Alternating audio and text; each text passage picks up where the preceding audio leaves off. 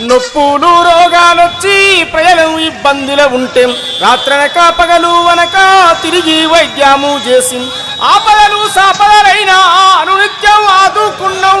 తిట్టినా కొట్టిన గాని తిరిగి వైద్యము చేసే ఆర్ఎంపీ డాక్టర్లమయ్యా మేము గ్రామీణ వైద్యులమయ్యా.